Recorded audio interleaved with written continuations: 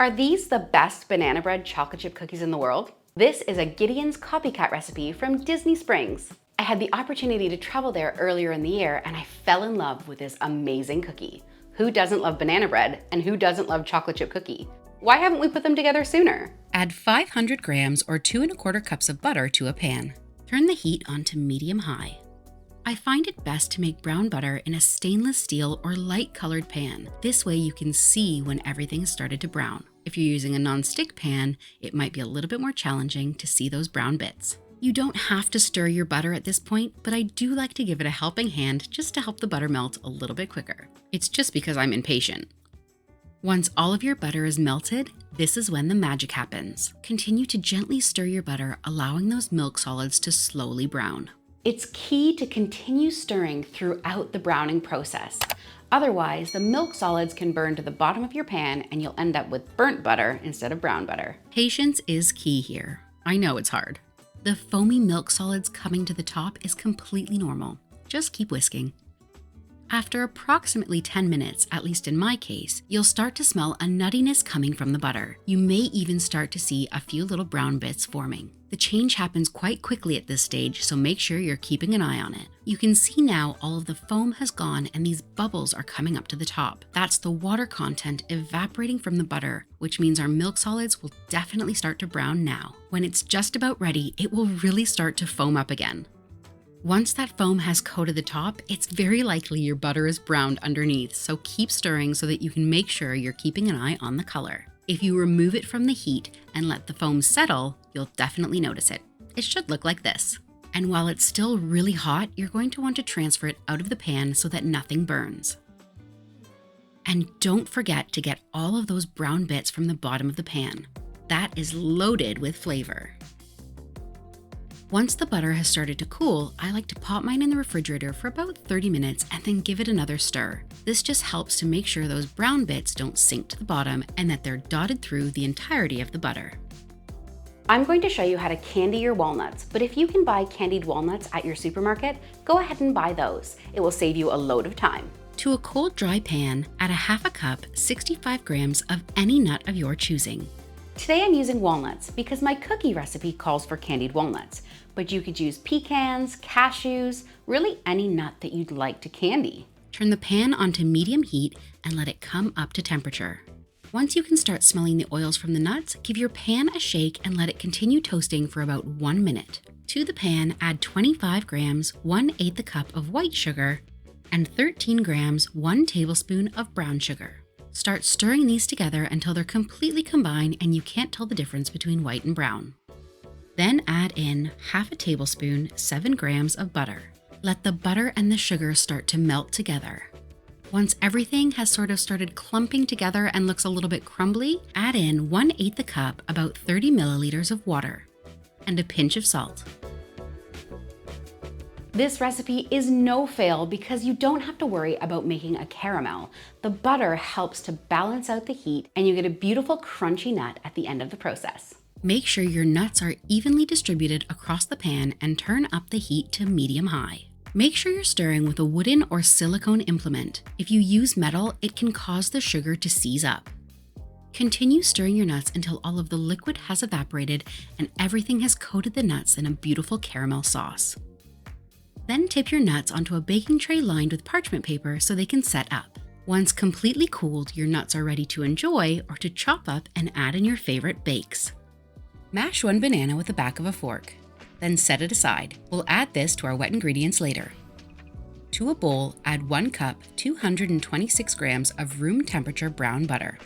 If you've browned your butter and you don't quite have that full cup or 226 grams, just add in some regular room temperature butter to even it out. And if you don't want to use brown butter at all, that's okay. You can just use regular butter. It just will lose some of that nuttiness that the brown butter offers. To this, we're going to add in 3/4 cups, 165 grams of light brown sugar and 1/4 cup, 55 grams of white granulated sugar. Now whip this for around 5 minutes until it becomes light and creamy. Halfway through the mixing, be sure to scrape down the sides so you're not missing any bits of butter and all of the sugar is being incorporated. Now continue mixing. Add in 1 egg and 1 egg yolk along with 2 teaspoons, 8 grams of vanilla. Mix for a further 2 minutes to incorporate some air into the eggs. Scrape down the bowl and add in your mashed banana. Give it a quick mix, and that looks perfect. Let's set that aside while we mix together our dry ingredients. To 1 1/4 cups or 150 grams of bread flour, we're adding 1 1/4 cups, 150 grams of plain or all-purpose flour. This recipe uses a combination of bread flour and all-purpose flour so that you get that really delicious chewy cookie in the middle. Then add in 2 teaspoons, 5 grams of cornstarch or corn flour, half a teaspoon, 2 grams of baking soda, half a teaspoon, 2 grams of baking powder, and 2 tablespoons or 35 grams of custard powder or instant banana pudding. I would highly recommend using an instant banana pudding powder for this recipe, but this flavor can be quite difficult to find around the world, so I'm just using an instant custard powder instead. If you want to up the banana flavor, you could always add in a drop or 2 of banana extract. And finally, add in half teaspoon, about 1 to 2 grams of salt. Give that a stir and make sure you work out any large lumps of flour. Add your dry ingredients to your wet ingredients. Then very slowly turn on your mixer. This will start to come together and you want to mix it until most of the flour has been incorporated, but you have a few streaks of your flour still visible.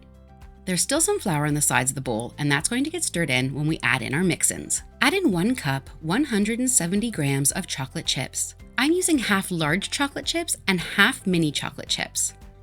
Then add in half a cup, 50 grams of our chopped candied walnuts, reserving a small amount for the top of the cookies.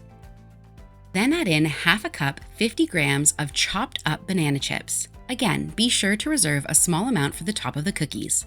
Now gently stir this in by hand. Once all of your flour has been incorporated and it looks a bit like this, you're ready to scoop your cookies. I'm using a large size 12 cookie scoop for this recipe because we really do want large cookies. And I think the ones at Gideon's are even bigger than this, but this scoop is more manageable for a home kitchen. I'm scooping them onto parchment paper, and you want to place them quite close to each other as they need to chill first. We're not going to bake them this close together. Now that they're all scooped, let's add on more chocolate chips. Sprinkle on the larger chocolate chips first, and if they fall off, you can always pop them back on again once the cookies have chilled. I'm going back over the cookies with the mini chocolate chips, then adding in the remaining candied walnuts and a light sprinkling of the banana chips. The dust from the banana chips really gets into all of those crevices. And finally, just a little sprinkling of sea salt. And that's going to go in the fridge for a minimum of 4 hours, and you can even leave them overnight. Preheat your oven to 175 degrees Celsius or 350 degrees Fahrenheit. My cookies have been chilling in the fridge for several hours, and I've brought together all of the leftover toppings that have fallen off the cookies. Grab a cookie and just stick it straight into the toppings, pressing it down and then giving a press on the top of the cookie too. Those are ready for your baking tray. You'll want to leave quite a bit of space between the cookies as they will spread while baking. And into the oven. For the size cookie that I've made, you'll want to bake them for 11 minutes, take them out of the oven and tap them down on the counter, and then bake them for a further 1 to 2 minutes until the edges are golden brown. If you're going for the large cookie, you're looking at 15 minutes to start, tapping it down on the counter, an additional 2 minutes. These cookies are chocolate banana overload. It's the best combination of a chocolate chip cookie and banana bread I've ever had. They are slightly smaller, but they do taste just like Gideon's cookies. You're going to love the chewy texture in the middle and all of that extra chocolate on the top. If you're a chocolate banana bread fan, you have to try my air fryer banana bread recipe. It's viral for a reason. If you found this video helpful, please hit the like button, and while you're there, make sure to subscribe and hit the notification bell because I come out with a new video every week and you don't want to miss it. See you next time.